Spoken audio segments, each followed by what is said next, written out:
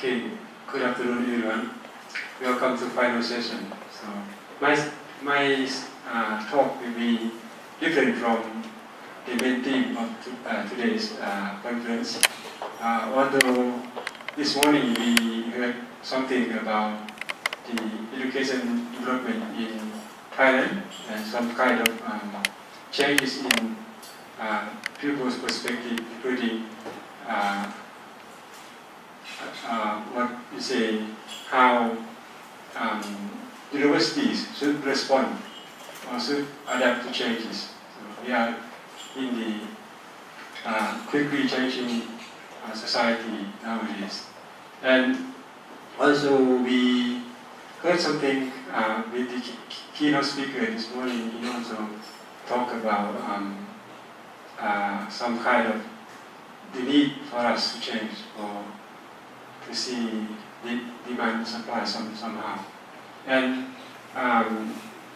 this afternoon also another change is maybe I'm kind of an odd person to present because the majority so far today is female presenters. So I'm only one so far. And this topic that I'm presenting is part of my surveys, both policy surveys and institutional surveys in Laos, to see how what policies and the government and also the education institution responded to changes. And actually I am the director of Lao Japan Human Resource Development Institute. Actually, my major work is to train business people how to conduct business. So, but doing this kind of research is also my fun. So I'm doing as part of my interest. So and those are what I would like to explain for those who are not familiar with education sector or in Laos. So basically, as we know already, that education is very important for economic development, and also we say development is the importance is the ability of the society to apply science and technology in the development or solving economic issues in society. And therefore, good education management or good education institution is very important for training both researchers and also for workers. One is the innovators and also the applicators. So therefore, it's important to have good modern education system. And but my point is that so far I can see that the spending of spending on education, we can separate into two components. All people know that we have one is consumption. The second component is investment. And we feel that in many societies, particularly today's young people, their spending is more like consumption.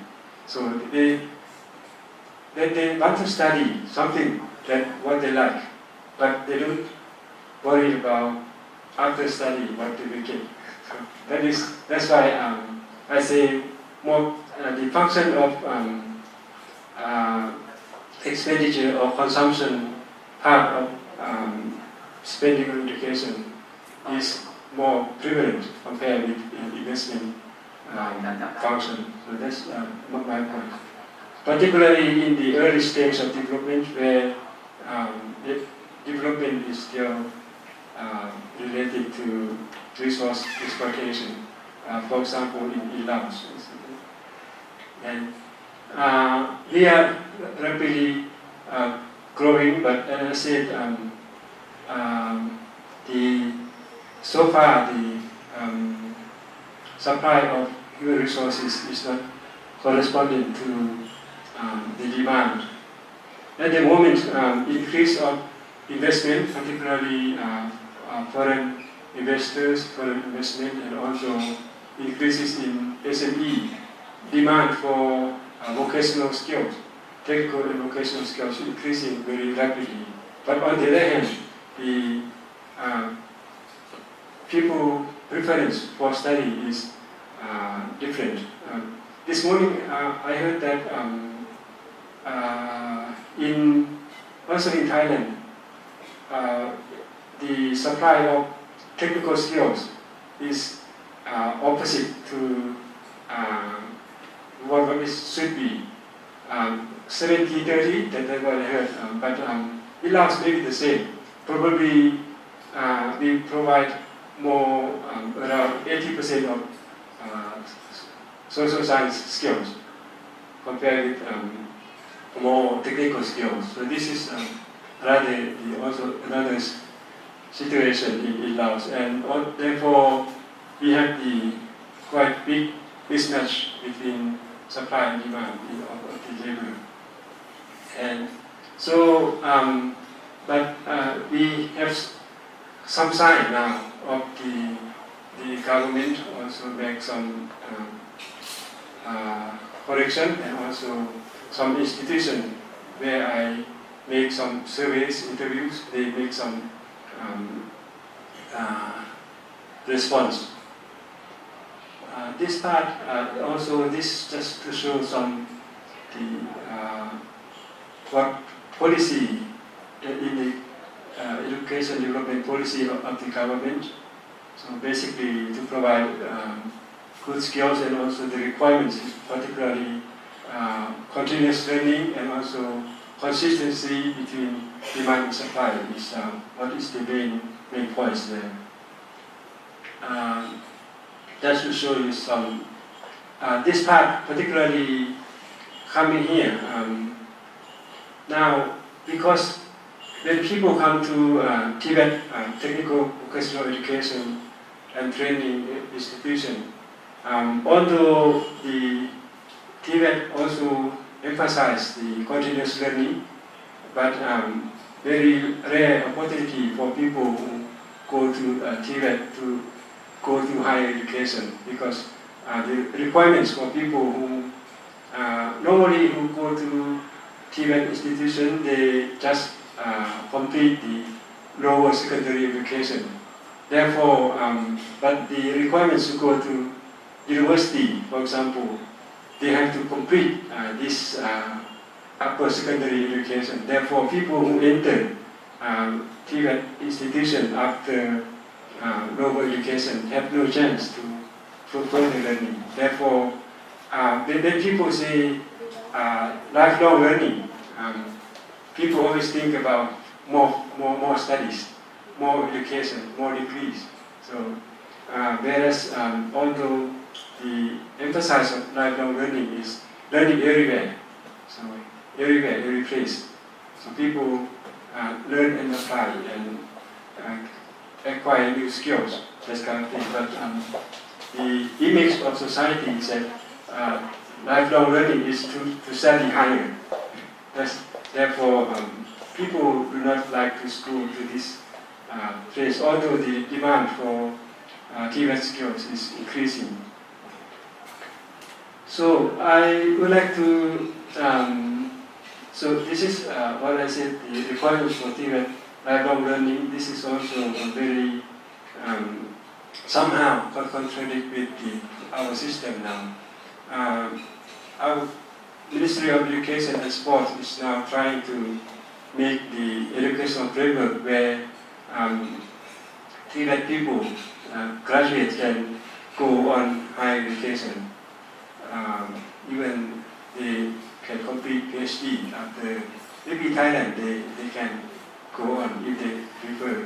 In Japan also, where I went to study, people who graduate from Kosen, they can go to university and even complete PhD. So that's kind of thing. But in Laos, such system is not yet available. Therefore, people always prefer to go to mainstream education.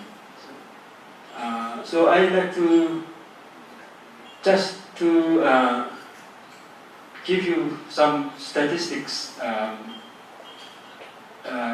This is the education institution in Laos. When we talk about Tibet, so existing mainly in somehow the number of institutions is very few, but more higher education is increasing.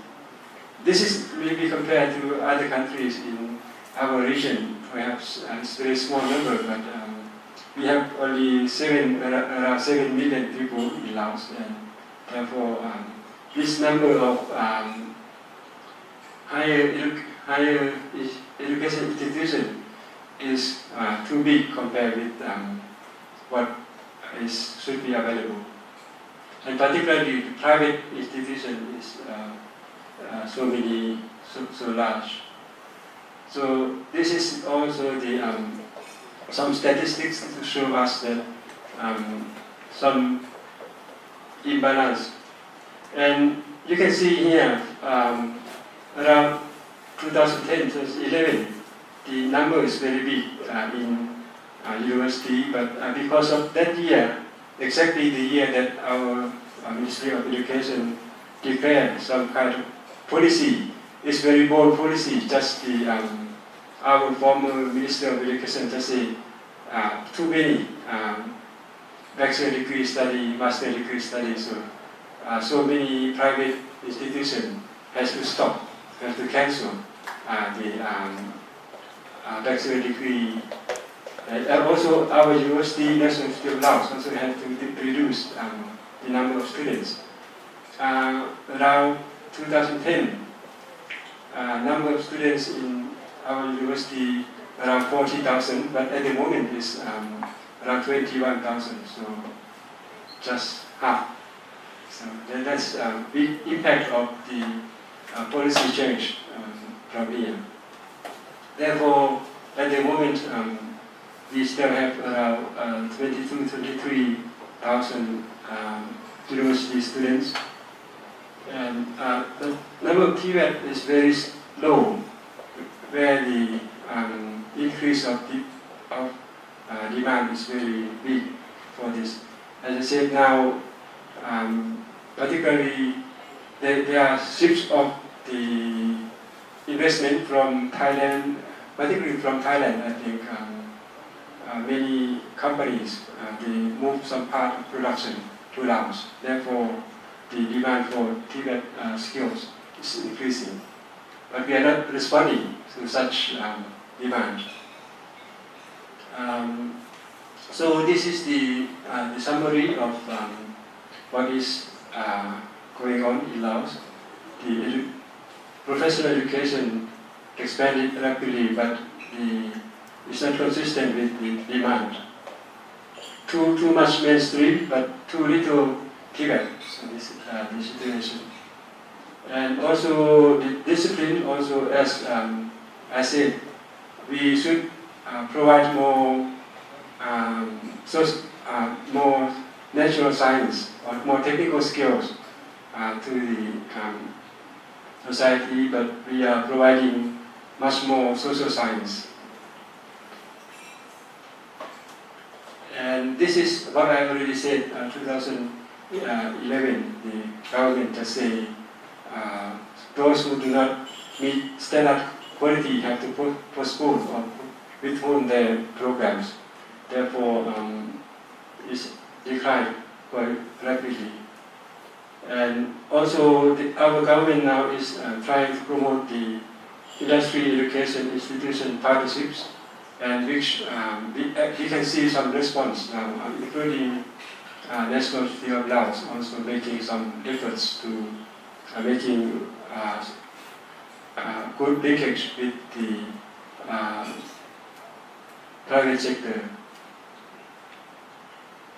So these are some education institutions that I made interviews where I can see good improvements in trying to promote learning for responding to the market, labor market demand. And there are some university or some college actually part of the company group where they train or they produce human resources directly for their company group. Therefore, that I think is very good. They can just input what their companies like to train people, what kind of skills they need. So they just can produce responding exactly to the demand of the marketplace. So those are something that I would like to show very briefly. But the further recommendation is also we have to work on more alignment between education and labor market, and also the policy as well. And also we have making more efforts to respond to the market and student needs. Now we have the problem is the students' needs is very important. As I said, society's preference to study is always only one mainstream, but they don't like to spread around. And the governance so far is not yet flexible enough to change according to the change. So these are some kind of more work that we have to keep working in the future. So that's all I think I like to share with our member this time, just to show some response of the government and education institution to changes in labor demand in Laos. Okay, thank you for your attention.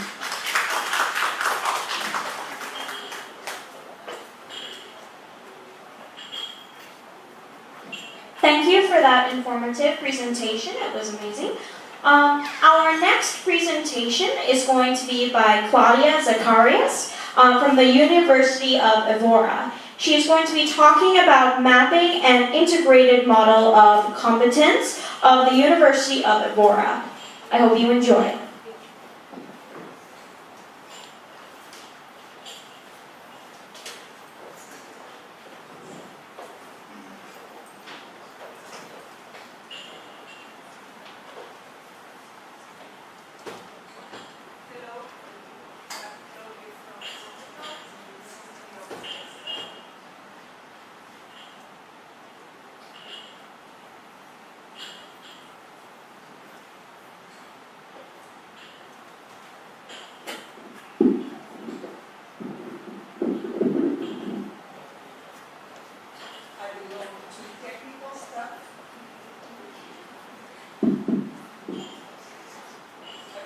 Technical stuff of the university, and I will present you.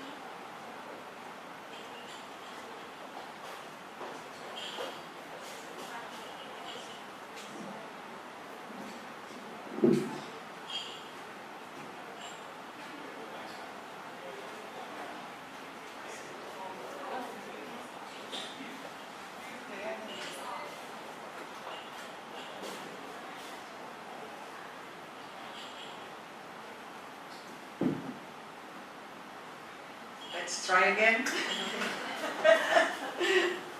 So I will present you a working group that professors and technical staff of the university past 2-3 years do it. The title is Mapping an Integrated Model of Competence of the University of Évora. So this work was the response to an ask of our rectory. There was 2 working groups. In the first group, We start working since 2013 with Paulo Silva as our coordinator. Then there was a change in our rectory, and the work was in standby. But with another group, we finished this year our work.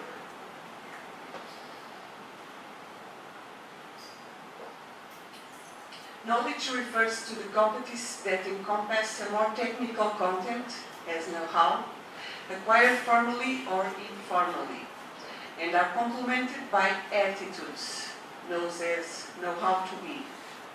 In public institutions, such as the universities, workers must be equipped with a set of competencies that are transversal to the public administration, but also competencies that are transversal to their institution, more specific set of technical and behavioral competencies.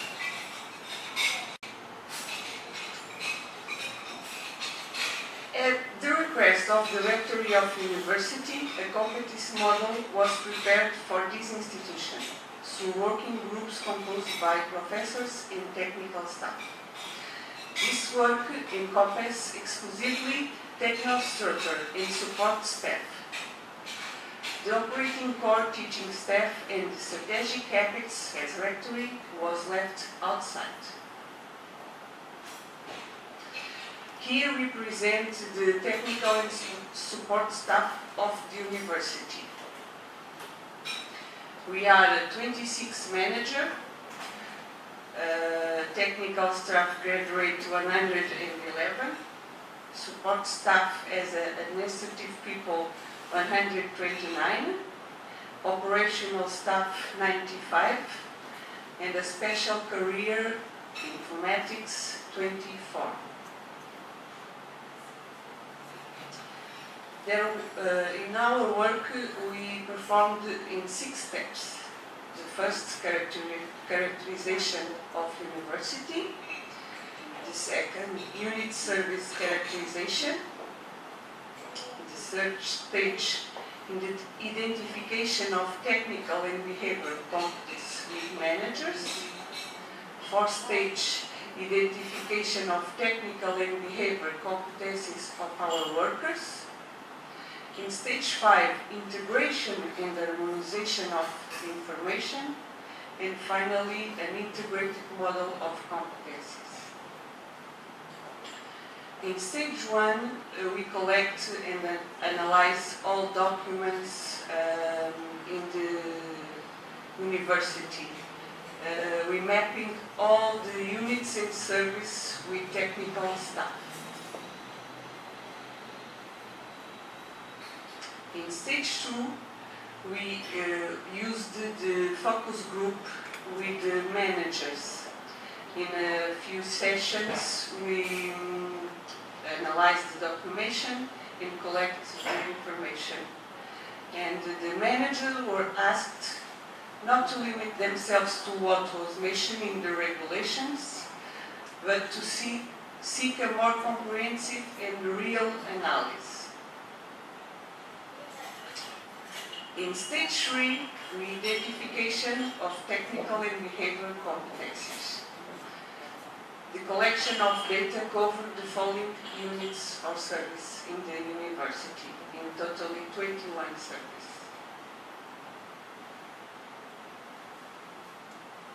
At this stage, 38 managers were interviewed.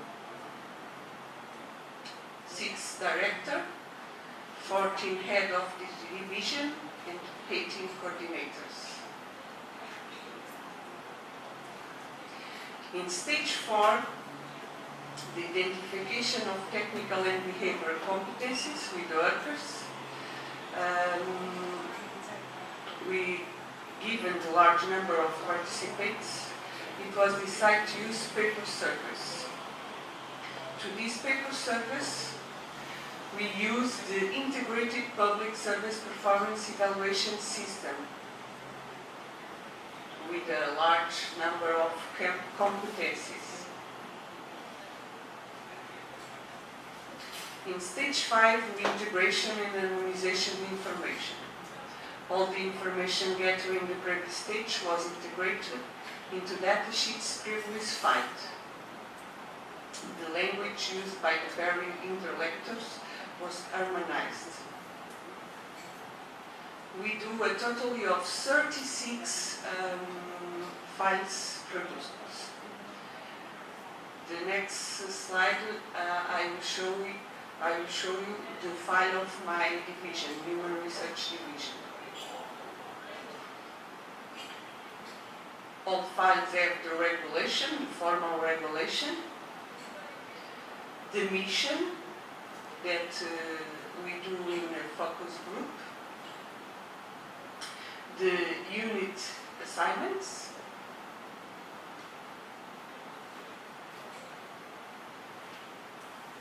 and then all the technical competencies, unit specific,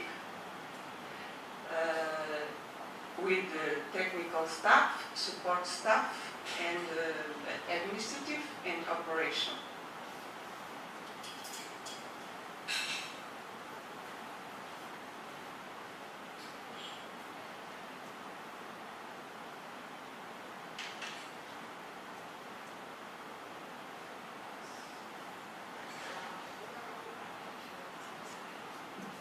And finally, the behavior competencies. The last was transversal with the public administration. In the last stage, stage 6, we showed the integrated model of competence of the university. Only for technical and support staff. Commitment to the organization, teamwork, efficacy, efficiency, training and all.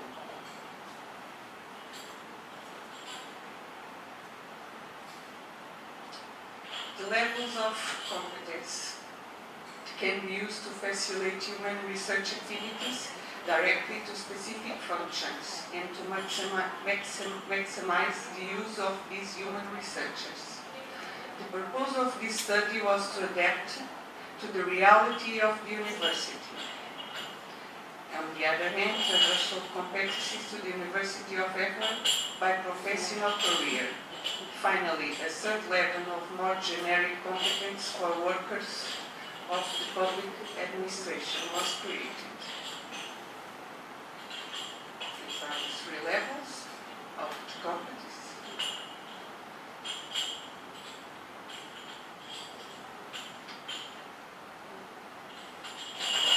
Some examples of the potential use of this work. On an individual level, definition of the profiles of the candidates in the recruitment procedures, competencies listed by service unit should be a key element for a better placement of human research in different jobs and units. Complement to training needs identification. There is a gap between the competencies possessed by workers and the skills desired for their units. Clarify to the evaluated workers to perceive clearly and a priori the competence that they must possess. On a group level, support instrument of the definition of evaluation criteria to evaluators.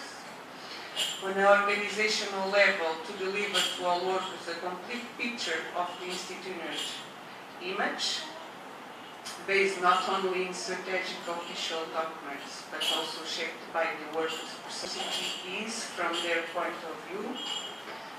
In a contextual level, the competency model acts as an advertising element of the institutional image of the university, as the local, the national, and the international communities.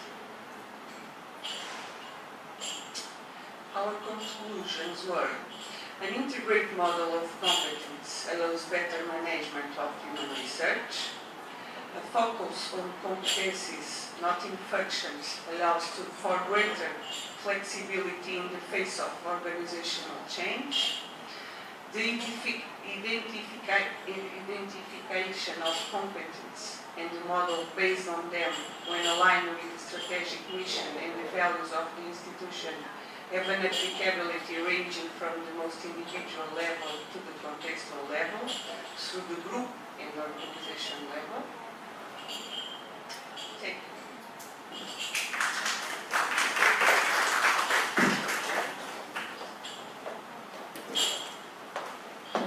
Thank you for your presentation today. It was amazing. Okay, now as you can see on your schedule, our next presenter is actually not here today, so we are going to be moving on to the last presentation for today, which is going to be presented by Molika from the Royal University of Phnom Penh. She is going to be presenting on the competency model application of the RUPP to enhancing staff's performance, and this will be our last presentation for today and for this session. I hope you enjoy.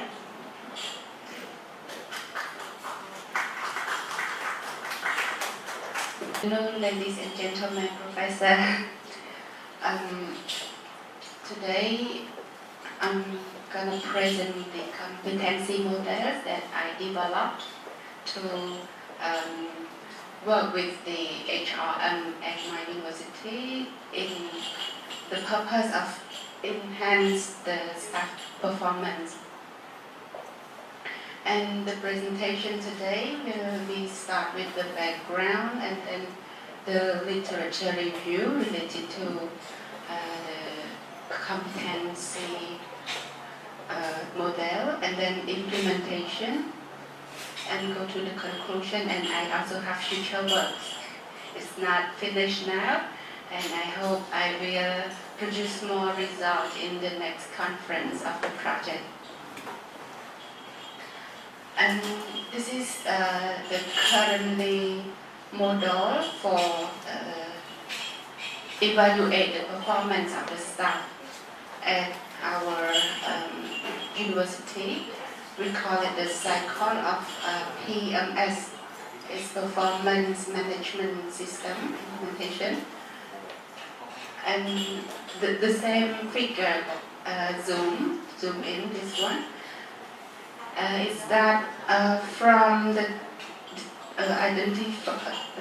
define the term of reference of each staff, and then we go to the implementation, and after 3 months there will be the review of their performance, and then go to another review after implementation by state, like every 3 months, and after 1 year we will submit the evaluation form to the management team.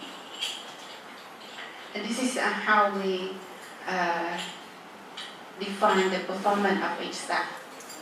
And we could find that we have challenge. We are not satisfied with, like, I can see that there's lack of, here is it would be effective competency implementation in RUPP, though the concept and the strategy are presented, and lack of the commitment of management staff of the department for massive improvement to the global trends. Like the management staff, they are not work at their highly potential.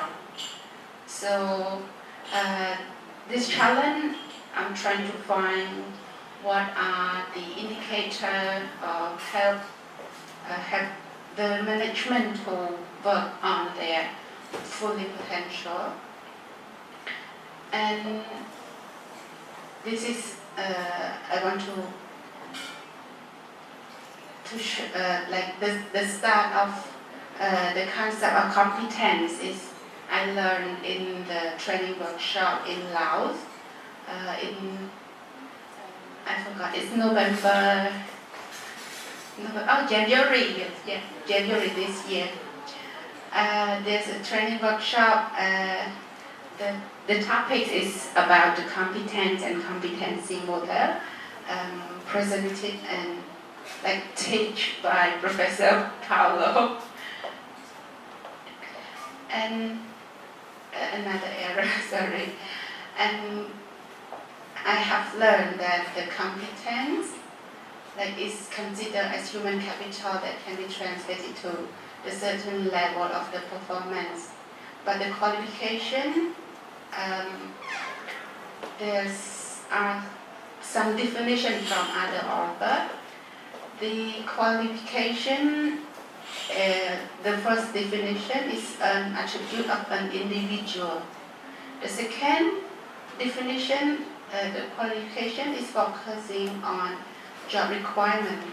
And there's another research the qualification neither primarily an attribute of an individual or nor the attribute of the job, but both of them, interaction between individual and the job, and on the competence that is actually used by individual in performing the job.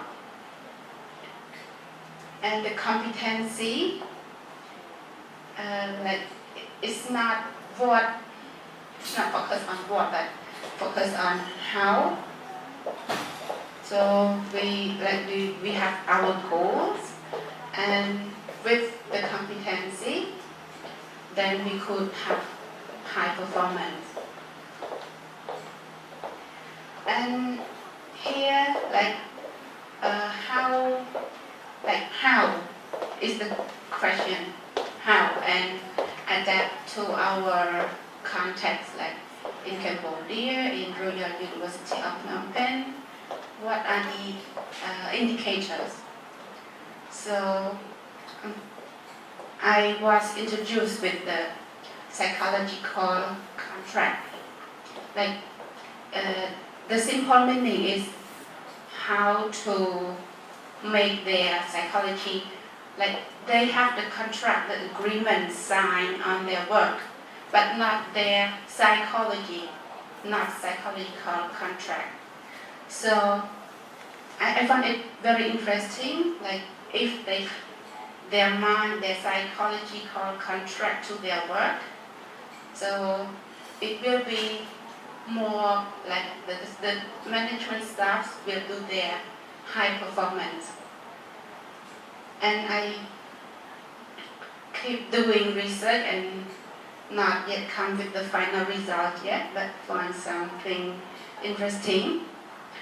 And this is the definition of psychological contract. It refers to the subjective expectation, the beliefs and obligations.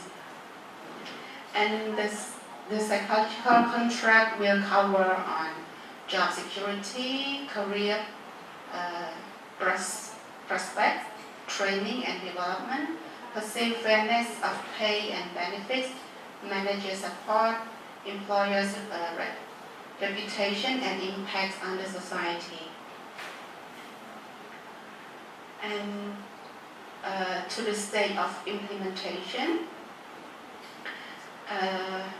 after loud workshop, we have Lithuania that I missed, and then to Cambodia.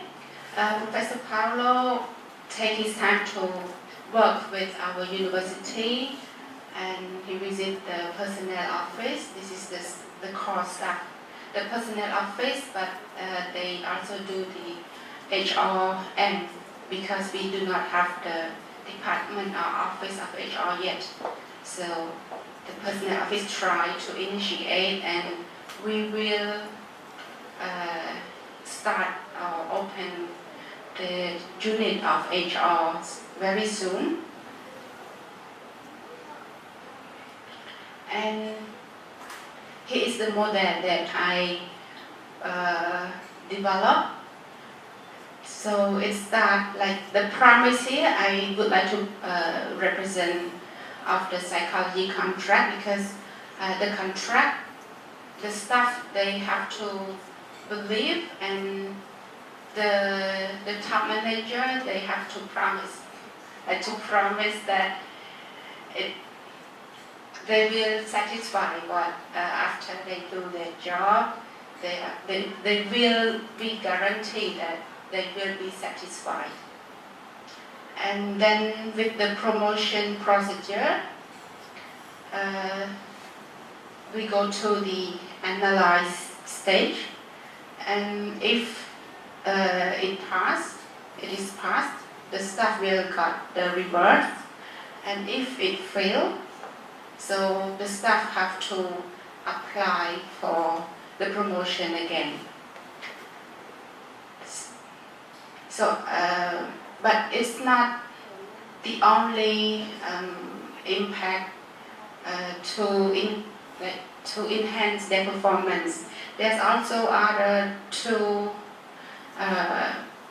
indicator or the outside. We have external condition, like sometimes it's also impact the human resource by the environment or by the facilities as well. With good facility, good environment, our staff are also impact on the performance of our staff and application as well. Also, these two is I'm trying to define. Is related to the psychology contract. I'm trying to define what are the indicators. And the strategies, like the model is developed, and then we find out, to find out what are the real needs of the management staff by doing the survey. And also we are now collecting TOR from all the staffs, and the management staff will applying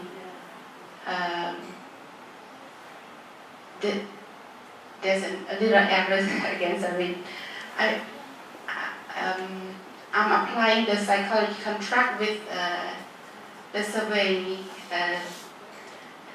I'm trying to do the survey, develop the questions, apply with the psychology contract, and another strategy is collect TOR here, to let the staff know that what are their responsibilities. The responsibilities is written on the paper, so they will look very frequent with their signature. It's also make them contract to their responsibilities. And to define role, this is a case study. Actually, from the Faculty of Engineering, but I'm doing the HR within the faculty, and I developed the job description, the responsibility of the assistant. I list down every task and ask the person to sign, so she knows exactly, and she will follow what is written down. And also I have done the structure and stick on the wall to tell everybody that, to make them aware that we have head, deputy head, and the staff, you have to obey. And we have a professor from Korea. He's also our contract staff, but he have a lot of experience. So we put advisor and post stick on the wall to make everyone aware and reminded every time they get inside the office. And also all the tasks, responsibility of all staff. Here is the name of the task and the responsible person. We have had, I want to summarize, read out loud what are the tasks. We have public relation, management, finance, HR design master program, academic, research, quality assurance, inventory, admin. So to define what are the specific tasks, I think it's very important to make them contract with their psychology. And this is the survey question. I do the Google form, ask them to do their survey online. And this is not so important, like what are the roles, what are the tasks you like the most, and are you working on other tasks? And this is very important. I want to state this one, what makes you be more motivated to work hard and spend most of the time on your task as management of your unit. And I also have another option, because I believe that what I list down is not enough. So I will have more more inputs, and I do got the input from other options, what they really need.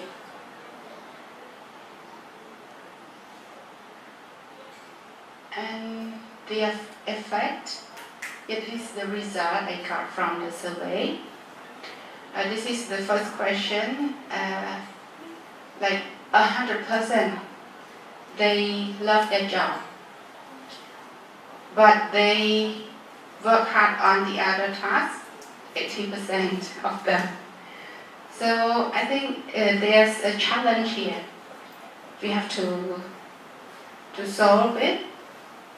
And capacity evaluation, like the question is, if their capacity is be evaluated, will they be happy with this option? And 7%, accumulated performance records, 50%. Like we keep in the database all of their records. Capacity building training is provided. There are 50% of them is satisfied with this option.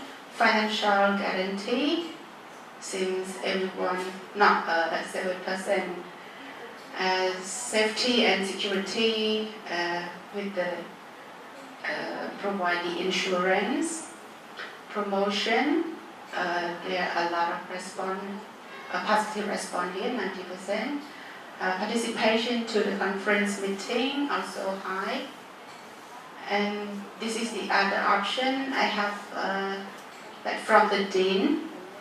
He really loved to see the support on the research and on the graduate program. Specifically is the PhD program. He needs the support. And we do got the support from the top management, but now we start working on HR, both manual and the local research, like a small research like I'm doing. And we also have like support from World Bank. We got fund from World Bank to develop the HR management at our university as well. And dissemination, I want to show that how we contact our staff.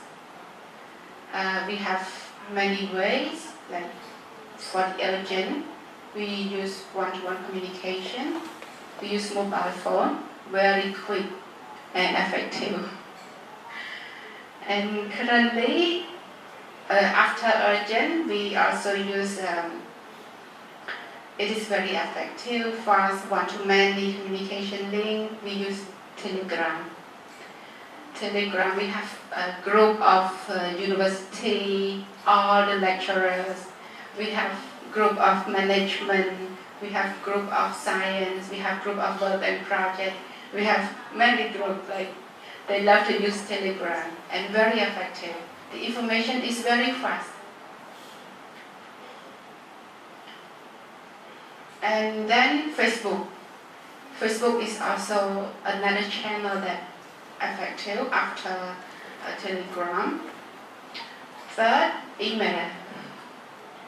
Like before, I think email is the very formal way to communicate within staff.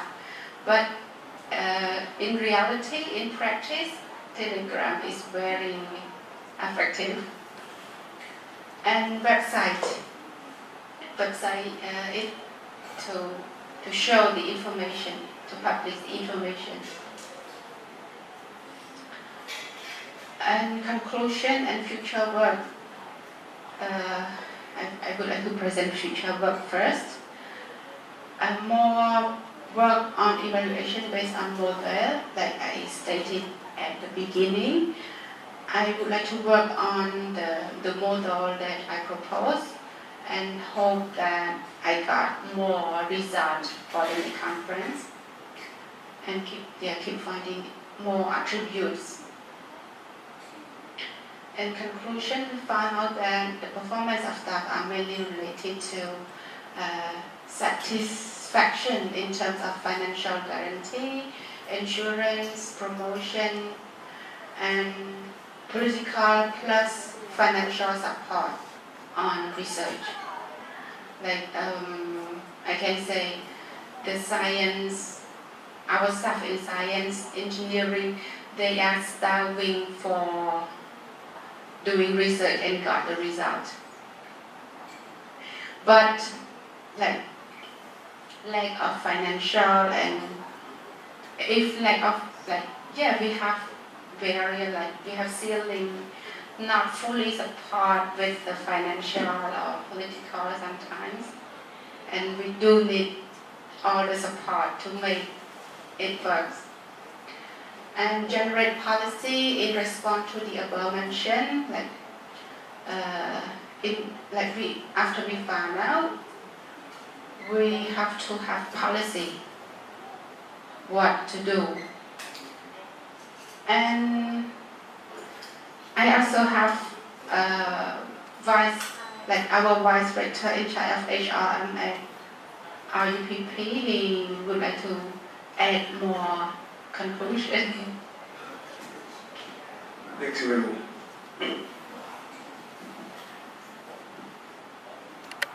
Good afternoon, and my deep respect to all. I have some idea to share with my colleagues. First of all, I agree all the idea or thinking of the presenter this morning mentioned, especially for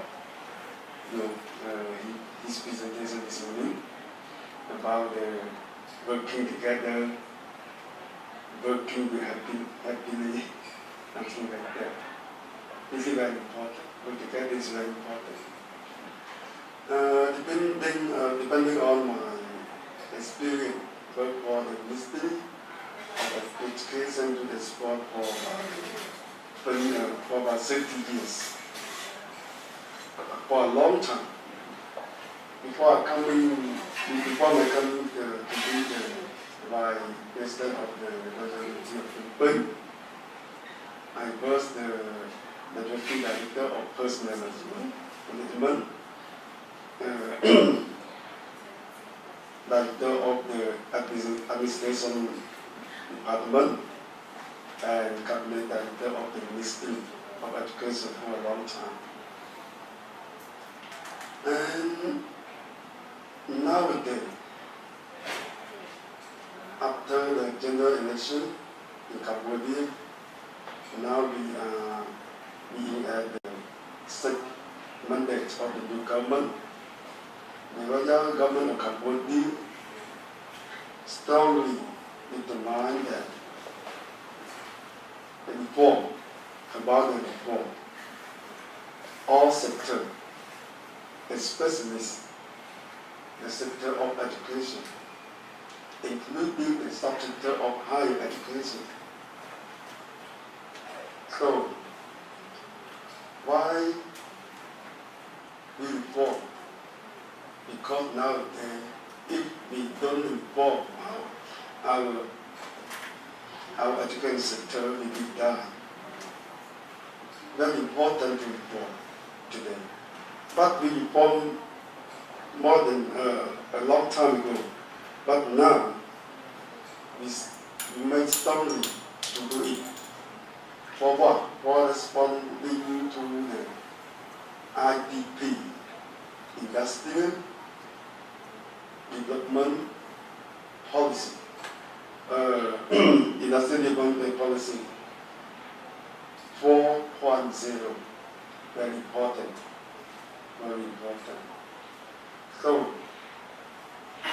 if we look at the education in Cambodia right now, we have the higher education roadmap, we have the higher education policy, and other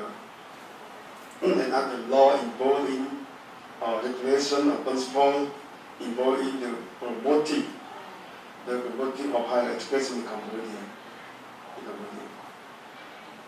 including the Royal University of Phnom Penh.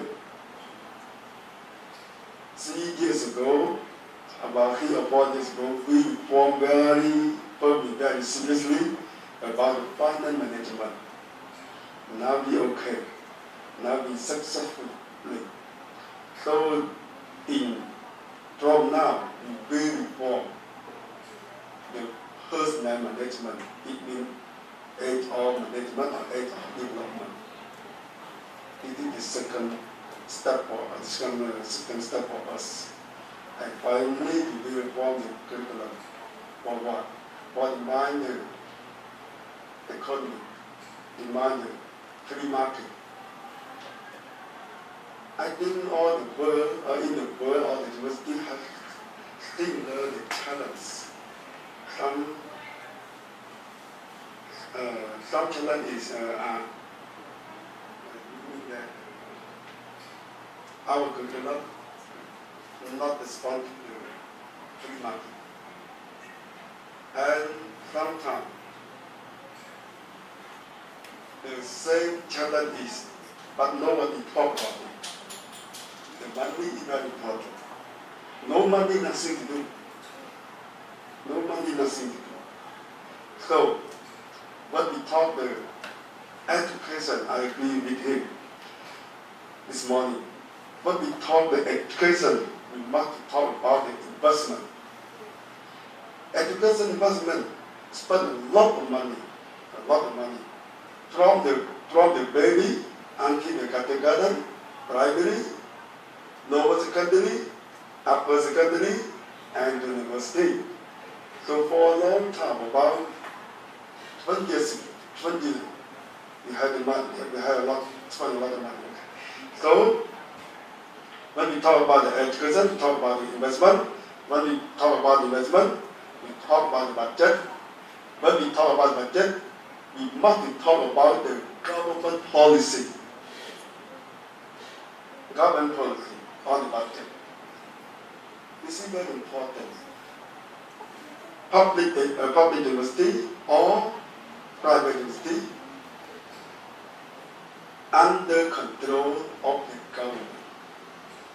So the policy of the government on the higher education is very important to make them successful in the near future. Thanks very much.